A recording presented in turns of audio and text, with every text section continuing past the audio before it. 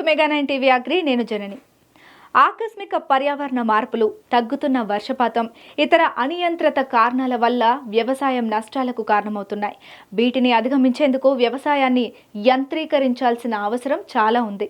విత్తనాలు సకాలంలో విత్తకపోయినా, విత్తే లోతు సరిగ్గా లేకున్నా, సక్రమంగా నీరు అందకపోయినా విత్తనం మొలకెత్తి పంట చేతికి రావడం రైతుకు అందని ద్రాక్షగా పరిస్థితి తయారవుతోంది.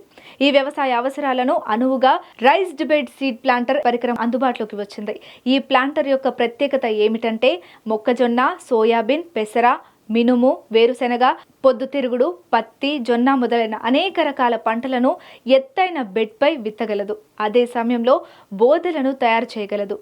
60 HP సామర్థ్యం కలిగిన ట్రాక్టర్ సహాయంతో పనిచేసే రైజ్డ్ బెడ్ సీడ్ ప్లాంటర్ పరికరం ఉపయోగం, దానిని వినియోగిస్తున్న రైతు మాటల్లో తెలుసుకుందాం.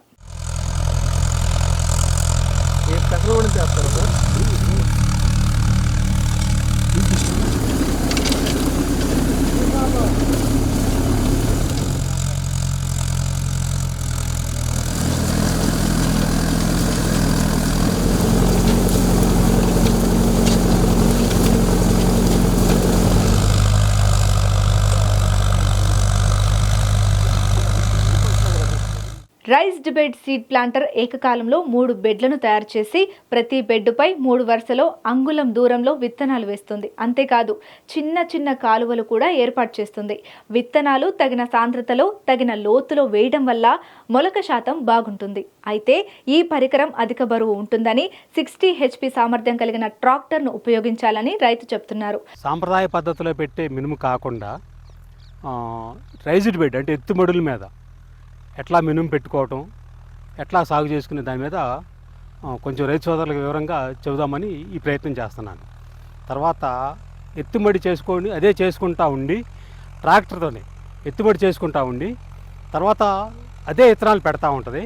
దీనివల్ల ఏంటంటే రైతుకి విత్తనం ఖర్చు తగ్గుతుంది. మనం పెట్టాలని మామూలు సాంప్రదాయ పద్ధతిలో ఎడ్ల రాగలతో పెట్టడం అయితే 10 నుంచి 12 కేజీలు పెడతారు.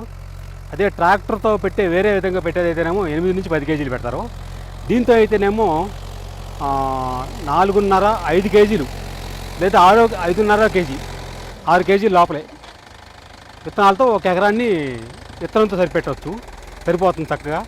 అంతా యూనిఫామ్గా ఒకే లోతు ఒకే దూరంతో ఒకే లోతులో విత్తనం పడుతుంది.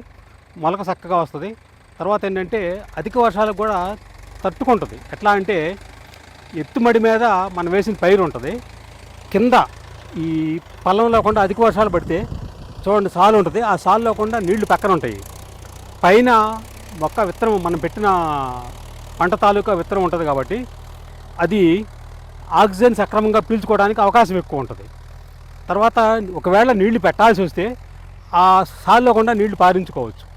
విజువల్స్లో చూసినట్టుగా ఆ ట్రాక్టర్ చూడండి, ఆ ట్రాక్టర్ పనిముట్టుతో యాంత్రీకరణ దాంతో చేయాలంటే పెద్ద హార్స్ పవర్, అది 60 హార్స్ పవర్ ఉన్న ట్రాక్టర్ కావాలి ముందు.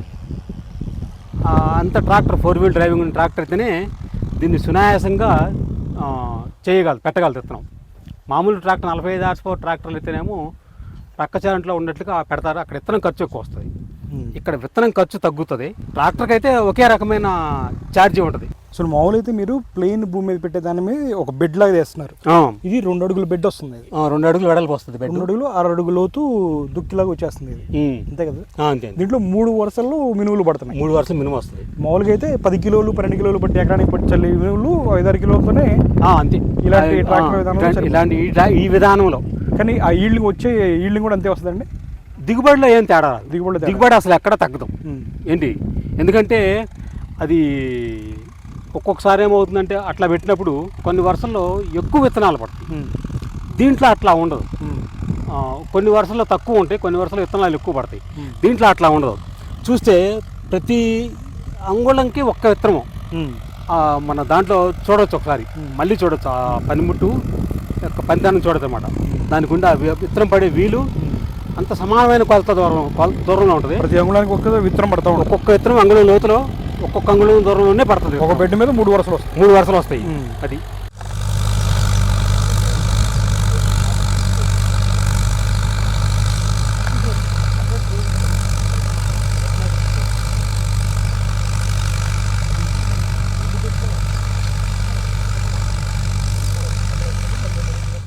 విత్తన రకాలను బట్టి పరికరంలో ఉండే వీల్స్ను మార్చుకోవాల్సి ఉంటుందని అంటున్నారు. కేవలం ఎకరాకు అపరాలు విత్తుకుంటే 6 కిలోల విత్తనం సరిపోతుందని అంటున్నారు.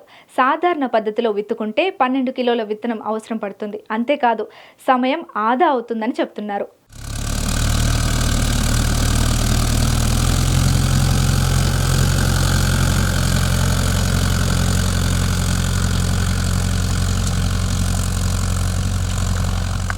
రైతులకు అందుబాటులోకి వచ్చిన సీడ్ ప్లాంటర్తో ఎన్నో రకాల ఉపయోగాలు ఉన్నాయి. ఏకకాలంలో అన్ని పనులు చేసుకోవచ్చు. అధిక వర్షాలకు విత్తనం మురిగిపోదు. సమదూరంలో విత్తనాలు విత్తుకోవచ్చు. అంతర సేద్యం సులువు అవుతుంది. కూలీల ఖర్చులు తగ్గుతాయి. మామూలు చేసిన విధానానికి ఈ బెడ్ల మీద బెడ్ విధానానికి ఇప్పుడు మామూలుగా మనకు వచ్చే సాంప్రదాయ పద్ధతిలో వచ్చే విధానంలో ఎడ్ల నాగలతో పెట్టుకుంటే 10 నుంచి 12 కేజీలు పెట్టేవాడు. అది ఒక్కొక్కసారి పైరు అధిక సాంద్రత ఉండటం వలన ఒక్కోసారి దిగుబడి తగ్గిపోవచ్చు. తర్వాత రెండో దాని ఫేజ్లోకి వచ్చేసరికి ట్రాక్టర్తో బెటర్ వచ్చింది. దాంతో వరి పెట్టుకోవచ్చు. ఇట్లాగే మినుము శనగ అటువంటివి పెట్టేవాళ్ళు. ఇంత ముందు సంవత్సరం కూడా అట్లాగే పెట్టాం. అప్పుడు కూడా ఒకసారి ఎక్కువ పట్టడం విత్తనాలు, లేదంటే ఒకసారి తక్కువ పడడం. ఒకవేళ ఆ వీలు కరెక్ట్గా తిరగకపోతే అంత సమానంగా తిరుగుతాయి. ఒకవేళ లేని విధానం ఏమిటంటే దానికి సంబంధించి ఏంటంటే ఒక పైపు లాగానే ఉంటుంది. ఇప్పుడు ఇది ఆ విధానంలో ఏంటంటే విత్తనాలు ఎక్కువ వెళ్ళిపోతాయి కిందకి. ఈ విధానంలో అట్లా వెళ్ళవు. ఒక మినపగింజ పట్టే అంత బెజ్జమే ఉంటుంది ఆ వీలుకి.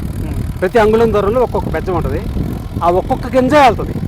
అంగుళం దూరంలో అంగుళం లోతులో ఒక్కొక్క అదే 12.5 సెంటీమీటర్ల దూరంలో 12.5 సెంటీమీటర్ల లోతులో ఒక్కొక్క గింజ మాత్రమే పడుతుంది. అక్కడ ఇత్తనం ఖర్చు తగ్గుతుంది. తర్వాత మొక్కలన్నీ సమానంగా యూనిఫామ్గా ఉంటాయి, ఆరోగ్యంగా ఉంటాయి. తర్వాత ఎత్తుబడి మీద పెట్టడం వల్ల ఏంటంటే అధిక వర్షాలు పడ్డా కూడా పైరుకి ఇబ్బంది ఉంటుంది. అయితే ఏంటంటే ఆ విత్తనం పెట్టే గొర్రుని పెద్ద ట్రాక్టర్ అయితేనే నడపగలదు. దాని బరువు మొయ్యాలన్నా పెద్ద ట్రాక్టర్ అయితేనే చేయగలదు. అది విపరీతమైన బరువు ఉంటుంది. తర్వాత ఏంటంటే 60 హార్స్ పవర్ ఉన్న 4 చక్రాలు నడిచే కావాలి, 4 వీల్ డ్రైవింగ్ ఉన్న ట్రాక్టర్ కావాలి, హెవీ ట్రాక్టర్ కావాలి. ఎందుకంటే ఈ ఒకేసారి ఎత్తుబడి వేసుకోవడం, దాని మీద విత్తనాలు వేసుకుంటా అవడం. మామూలు మిలుగులు ఎన్ని క్వింటాలు వస్తాయి సార్ ఎకరానికి? ఎకరానికి వాతావరణం అనుకూలంగా ఉంటే 8 గంటల నుంచి 10 గంటలు వస్తాయి ఈ ఉన్న వెరైటీలు. Lam black gram 884 polish variety. మామూలు సాదా వెరైటీ కంటే ఈ వెరైటీలో కొంచెం దిగుబడి బాగుంటుంది. తర్వాత ఏంటంటే ఇది వైట్ మొజాయిక్ అంటే పల్లాకు తెగులు తట్టుకునే వెరైటీ. ఇది 90 రోజులు, 85 నుంచి 90 రోజులు, 80 నుంచి 90 రోజుల మధ్యలో పంట కాలం. తర్వాత పాలిష్ వెరైటీ కాబట్టి మార్కెట్లో దీనికి 200 అదనంగా ఉంటుంది క్వింటాల్ రేటు. ఇది రేపు పిండి రుబ్బిన తర్వాత ఎక్కువ ఒదిగిచ్చింది పిండి పాలిష్ వెరైటీ. సాదా వెరైటీ అయితే అంత రాదు. ఎల్బీజీ ఉంది, తిరుపతి బ్లాక్ గ్రామ్ 125 ఉంది, 104 అని ఉంది. తర్వాత ఎల్బీజీలో ఇప్పుడు ఇది 884 ఉంది, ఎల్బీజీలో 904 ఉంది. తర్వాత ఘంటసాల 1 అనేటువంటి వెరైటీ ఉంది. మన ఆంధ్రప్రదేశ్ ప్రభుత్వం ఆచార్య రంగా వ్యవసాయ విశ్వవిద్యాలయం వాళ్ళు రూపొందించిన వెరైటీలు ఇవన్నీ. ఈ ప్రైవేట్ వాళ్ళ దగ్గర కూడా వెళ్ళి ఉండొచ్చు. వాళ్ళు వేరే వేరే పేర్లు పెట్టి అమ్ముకుంటూ ఉంటారు. అయితే ఏంటంటే మంచి వెరైటీలు అన్నమాట. చాలా 5-6 సంవత్సరాలు పరిశోధన చేసిన తర్వాత మినీ కిట్స్ కింద రైతులకు ఇచ్చిన తర్వాత రైతుల దగ్గర నుంచి ఫీడ్బ్యాక్ తీసుకుని ఎట్లా పండింది ఏంటి అనేటువంటి ఫీడ్బ్యాక్ తీసుకొని ఆ తర్వాత సక్సెస్ అయిన తర్వాత రైతులకి ఇస్తారు. తెగుళ్ళు తట్టుకునే శక్తి కూడా ఉందండి ఈ రకంగా. తెగుళ్ళు కూడా తట్టుకుంటుంది. ప్రత్యేకంగా మనకు మెనూలో వచ్చేది ఏంటంటే ఎల్లో మొజాయిక్. ఎల్లో మొజాయిక్ అనేటువంటిది ఈ వెరైటీ తట్టుకుంటుంది, రాదు. ప్రధాన శత్రువు ఏంటంటే మినుముకి అదే పప్పు ధాన్యాల్లో మినుము, పెసర, పిల్లి పెసర ఈ మూడిటికి ఎల్లో మొజాయిక్ అనమాట ప్రధాన శత్రువు. ఇంతకుముందు ఉన్నప్పుడు ఉంది, ఇప్పుడు ఆ వెరైటీలు తీశారు. అసలు తట్టుకునే విధంగానే తయారు చేశారు వీటిని.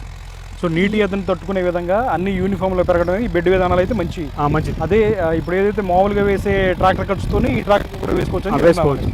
సో ఈ ట్రైల్గా ఫస్ట్ టైం మనం ఈ బెడ్ విధానంలో మినుములు పండించే ప్రయత్నం చేస్తాం. ఈ రాష్ట్రం మొత్తంలో మనం ఇక్కడ ఫస్ట్ టైం ఇక్కడే బెడ్ విధానంలో మినుములు పండించే పద్ధతి. అయితే దీంతోనే మళ్ళా మినుము పండించుకోవచ్చు, పెసర వేసుకోవచ్చు, పుల వేసుకోవచ్చు, తర్వాత మొక్కజొన్న వేసుకోవచ్చు, శనగ వేసుకోవచ్చు. గింజ ధాన్యాలు మనం ప్రధాన పంట ఏదైతే తీసుకోవాలనుకుంటున్నామో దానికి సంబంధించిన గింజ ధాన్యాలు ఏదైనా సరే దీంతో పెట్టుకోవచ్చు. విత్తనం ఖర్చు తగ్గుతుంది. తర్వాత ఏంటంటే ఇట్లాగే కొంతమంది రైతులు అడగచ్చు, ఈ మినుము చిన్నగా ఉంటుంది కదా, శనగ పెద్దగా ఉంటుంది, మొక్కజొన్న పెద్దగా ఉంటుంది అంటే ఆ విత్తనం పడే వీలు మార్చుకో, సైజు డిస్పెన్సర్లో ఉన్న సైజు మార్చుకుంటే సరిపోతుంది.